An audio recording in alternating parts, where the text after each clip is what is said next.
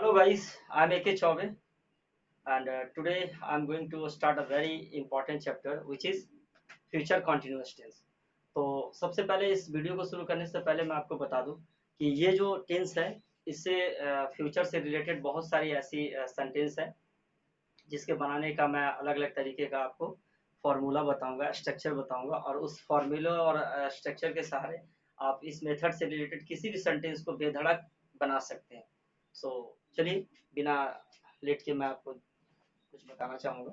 तो यहाँ पे सबसे पहले आप ये देखें कि फ्यूचर कॉन्टिन्यूअस टेंस क्या है। फ्यूचर कॉन्टिन्यूअस टेंस, तो यहाँ पे मैं एक सेंटेंस लिया हूँ कि मैं इंतजार करता रहूंगा, मैं इंतजार करता रहूंगा। इसका कहने का अर्थ है सबसे पहले किसी भी सेंटेंस को बनाने से पहले मैं उसका पहचान आपको बताता हूँ। वो पहले आप देखिए, पहचान जाने कि जिस हिंदी क्रिया के अंत में ता रहूंगा, ती रहूंगी, ते रहेंगे, ते रहोगे, ता रहेगा, ती रहेगी इत्यादि लगा हो और उससे यह पता चले कि भविष्य में कोई कार्य किसी खास वक्त पर चलता रहेगा, तो वैसे वाक्यों का अनुवाद हम लोग फ्यूचर कॉन्टिन्यूअस टेंस में करते हैं। तो उससे जानने से पहले ये तो यहाँ तक इसकी पहचान होगी। पहचान के बाद सबसे पहला चीज आता है कि आज हम लोग को पढ़ना क्या है ना। The use of shall be, will be plus V4। Mainly हम लोग को पढ़ना है shall B, will be plus V4। तो हम लोगों को ये जानना है कि किनके साथ शैल बी लगेगा और किनके साथ विल बी लगेगा, है ना। तो हम लोग जनरली जानते हैं कि आई और वी के साथ हम लोग क्या लगाते हैं, शैल बी प्लस V4, क्योंकि आज हम लोग कॉन्टिन्यूअस की बात कर रहे हैं, है ना।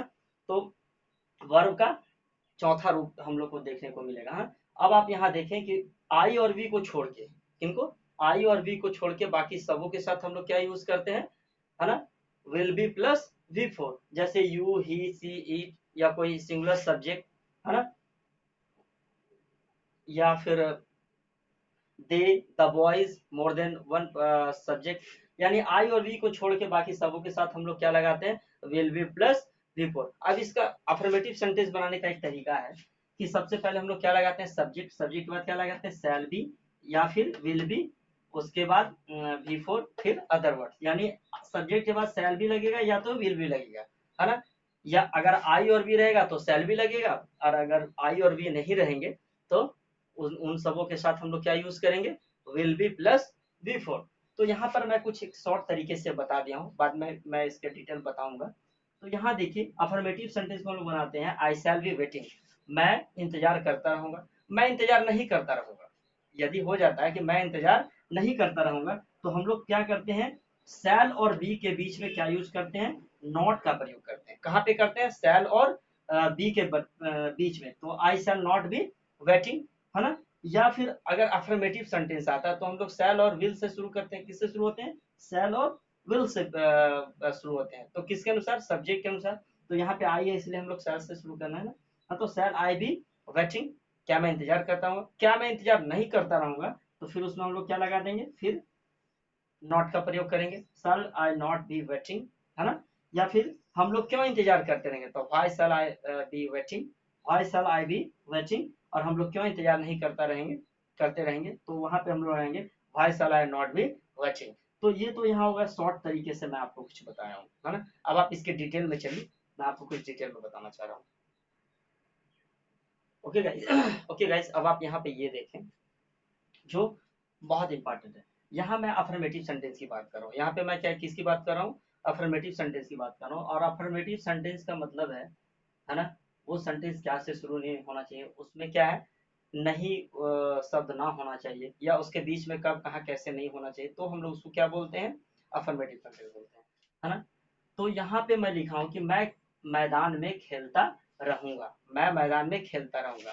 तो यहाँ पे सबसे पहले देखिए, मैं को इंग्लिश में क्या बोलते हैं, आई, यानी सब्जेक्ट आई लगा दिए। अब आई के साथ क्या लगेगा, शैल बी या विल बी, यहाँ देखिए शैल बी लगेगा तो यहाँ आराम से लगा देंगे आई शैल बी। अब V4 लगाना ना, खेलना का क्या होता है, प्ले। अब इसमें क्या क्या लगा देना, ING ना, है ना। आई शैल बी प्लेइंग, कहाँ पे, in the ground, in the, I shall be playing in the ground, बन गया। अब आप यहाँ पे देखिए, हम लोग दौड़ते नहीं रहेंगे, हम लोग दौड़ते नहीं रहेंगे। अब इसमें क्या आ गया, एक वर्ड एक्स्ट्रा बढ़ गया, नेगेटिव सेंटेंस हो गया। तो नेगेटिव सेंटेंस की क्या बात है, हम लोग क्या करते हैं, शैल और बी के बीच में नॉट लगाते हैं। ठीक है, शैल और विल के बीच में, शैल बी और विल बी के बीच में हम लोग क्या इस्तेमाल करते हैं, नॉट का प्रयोग करते हैं। ये देखिए क्या क्या। अब आप यहाँ पे देखिए, हम लोग का इंग्लिश में क्या बोलते हैं, वी। अभी के साथ क्या लगता है, शैल। तो वी शैल नॉट बी, यहां तक तो लगा दिए। अब बिफोर है, अब इसमें क्या है, बिफोर दौड़ना है ना, तो यानी RUNNING, we shall not be running, है ना, हम लोग दौड़ते नहीं रहेंगे, we shall not be running. बनाने में कोई प्रॉब्लम है, जिस तरह से ये जो स्ट्रक्चर मैं आपको बताता हूँ उसमें सिर्फ क्या है, कितनी भी लंबी सेंटेंस क्यों ना हो, है ना। जैसे अगर मैं लिख देता हूँ कि मैं अपने दोस्तों के साथ दौड़ता रहूंगा, है ना, तो क्या होगा, हम मैं तो I shall be running with my friends, है ना। अगर इसी सेंटेंस को अगर हम लोग बोल देते हैं कि हम लोग दोस्तों के साथ, है ना, एक रास्ते पे दौड़ता रहूंगा, तो क्या बनाएंगे, I shall be running with my friends on a way, या ऑन द वे। यहाँ तक कोई दिक्कत नहीं होनी चाहिए। अब आप यहाँ पे देखिए कि यदि कोई सेंटेंस क्या से शुरू हो, है ना, और उसके बाद में क्वेश्चन मार्क भी हो, और वो किससे रिलेटेड हो, ते रहेंगे, ती रहेंगी, है ना, तो उससे हम लोग पकड़ लेते हैं कि क्या है, या पहचान में आ जाती है कि ये सेंटेंस जो है वो है present, sorry future continuous tense से। तो हम लोग किसका अप्लाई करेंगे मेथड, फ्यूचर कंटिन्यूअस टेंस का। तो सबसे पहले यदि कोई सेंटेंस क्या से शुरू हो, लास्ट में क्वेश्चन मार्क भी हो, तो हम लोग शुरू किससे होंगे, शैल या विल से, शैल या विल से। तो यहाँ पे क्या है, आप, यानी यू के साथ क्या लगेगा, विल, तो हम लोग यहाँ विल से शुरू करेंगे, विल, उसके बाद क्या लगाएंगे, सब्जेक्ट यू, विल यू, उसके बाद क्या लगाना है, बी, विल यू बी, उसका भी फोर लगाना, पढ़ना क्या कहता है, रीड, उसमें क्या लगा देना है, ING ना। तो will you be reading plus question mark. यदि आप क्वेश्चन मार्क नहीं लगाएंगे तो ये सेंटेंस रॉन्ग हो जाएगा ना। यहाँ तक तो कोई दिक्कत नहीं होनी चाहिए। अब आप आगे देखें।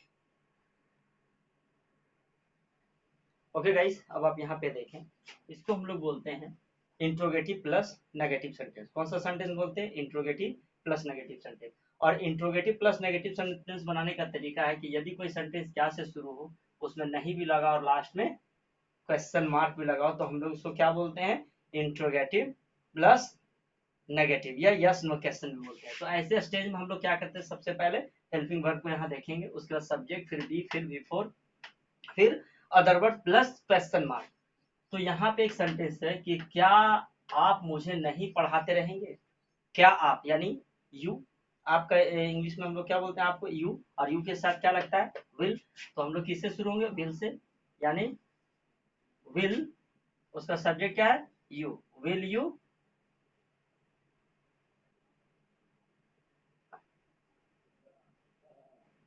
Plus not plus be plus be है ना, will you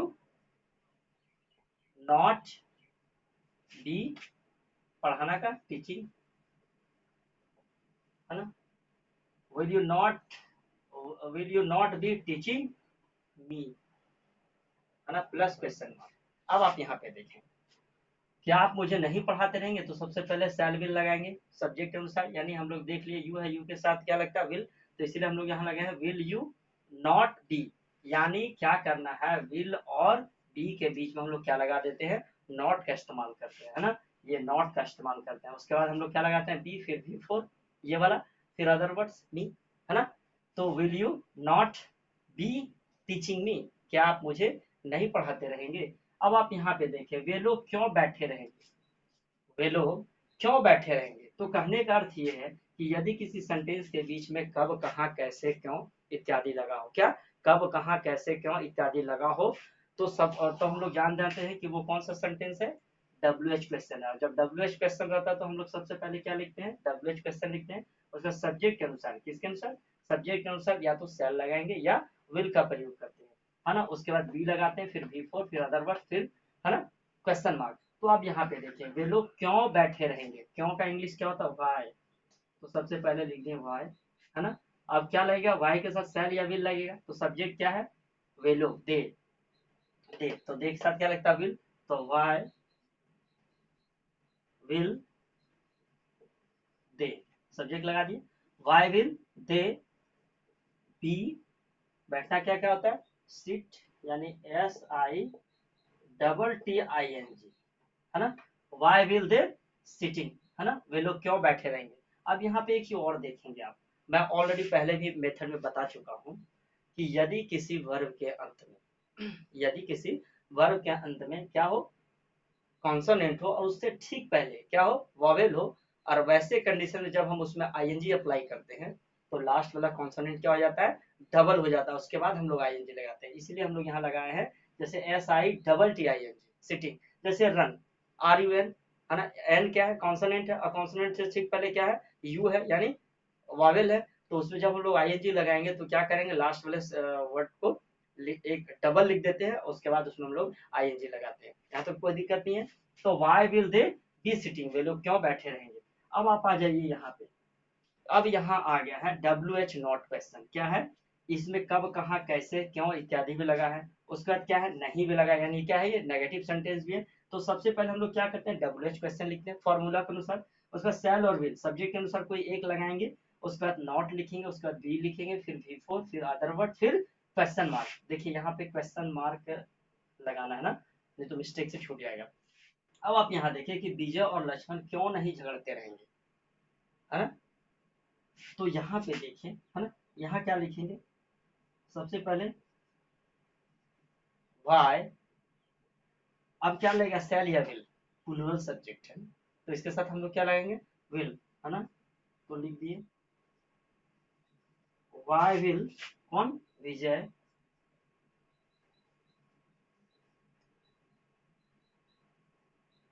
Y will Vijay and and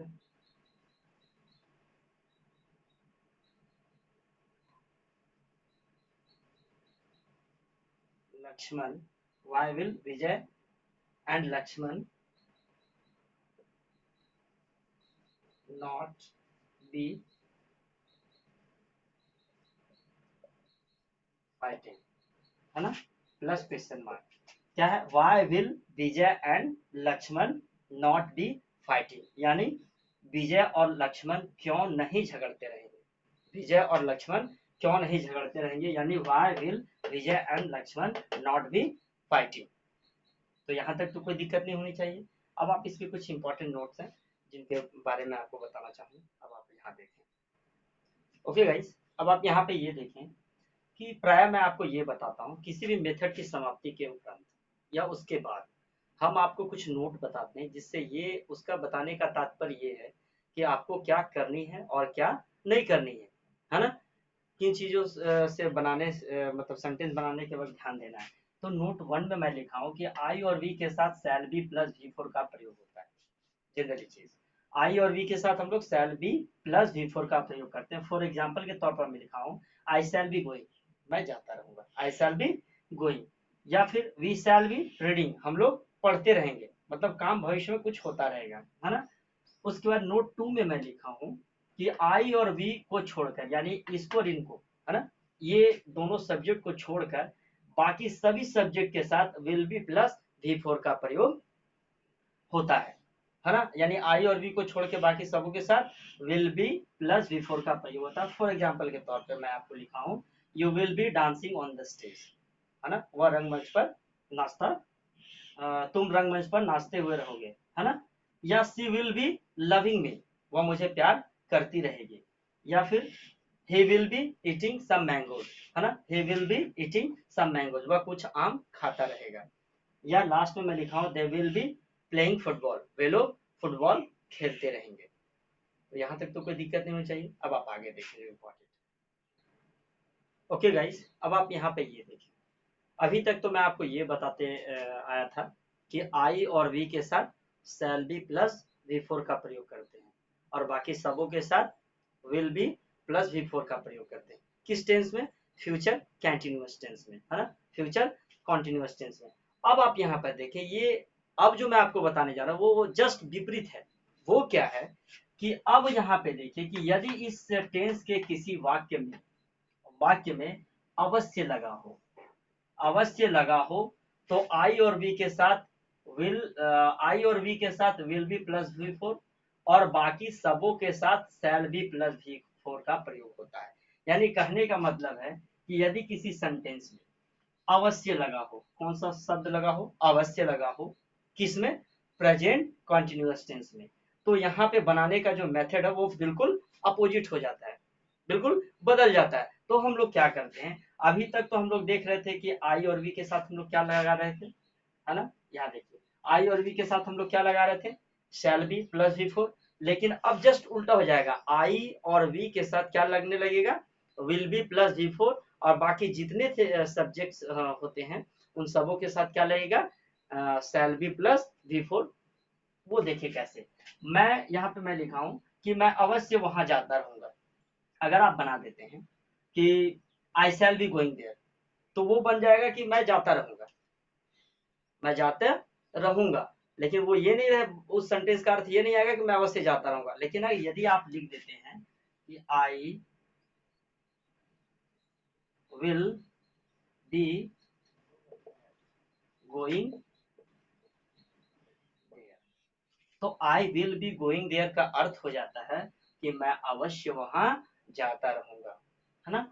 अब यहाँ पे ये देखिए कि हम लोग अवश्य खेलते रहेंगे, तो हम लोग का क्या होता है, वी, और वी के साथ शैल लगता था, लेकिन अब आपको क्या लगाना है, विल, है ना, we will be playing, we will be playing, हम लोग अवश्य खेलते रहेंगे। यानी आपको आई और वी, यदि किसी सेंटेंस में के बीच में अवश्य एक शब्द दिख जाए, तो वहां पे आई और वी के साथ क्या लगाना है, will be plus V four और बाकी जितने बचे हुए हैं उनके साथ क्या लगाना है, shall be plus V four. वो देखें आप, जैसे आप अवश्य मरते रहेंगे आप अवश्य मरते रहेंगे, यानी आपको क्या इंग्लिश में बोलते हैं, यू, और यू के साथ हम लोग जानते थे कि विल लगता है, लेकिन अब यहाँ क्या लगेगा, शैल, यानी यू शैल बी डाइंग, है ना, यू शैल बी डाइंग, आप अवश्य मरते रहेंगे। अब यहाँ एक और सेंटेंस मैं लिया हूँ कि वे लोग अवश्य रोते रहेंगे, वे लोग अवश्य रोते रहेंगे, तो वे लोग का क्या होता है, दे, लेकिन सेंटेंस यहाँ क्या आ गया, अवश्य, तो दे के साथ अब क्या लगेगा, शैल, है ना, दे शैल बी वीपिंग, है ना, दे शैल बी वीपिंग, तो जस्ट उसका अपोजिट हो जाएगा, तो ये अर्थ ऐसे बनता है ना। यहाँ तक तो कोई दिक्कत नहीं होनी चाहिए। अब आप आगे देखें।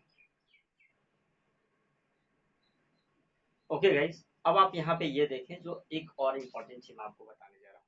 ये इम्पोर्टेंट चीज ये है कि यदि प्रेजेंट कॉन्टिन्यूअस टेंस के सेंटेंस, यदि नेगेटिव सेंटेंस में, प्रेजेंट कॉन्टिन्यूअस टेंस के नेगेटिव सेंटेंस में, है ना, शैल प्लस नॉट, क्या, शैल प्लस नॉट का शॉर्ट फॉर्म, है ना, हम लोग क्या लिखते हैं, सैंट लिखते हैं, है ना, और विल प्लस नॉट का शॉर्ट फॉर्म हम लोग क्या लिखते हैं, वांट लिखते हैं, का प्रयोग भी होता है। जैसे यहाँ पर अभी देखें, जब अभी तक तो हम लोग ऐसे बनाते आ रहे थे कि मैं नहीं खेलता रहूंगा, तो आई शैल नॉट बी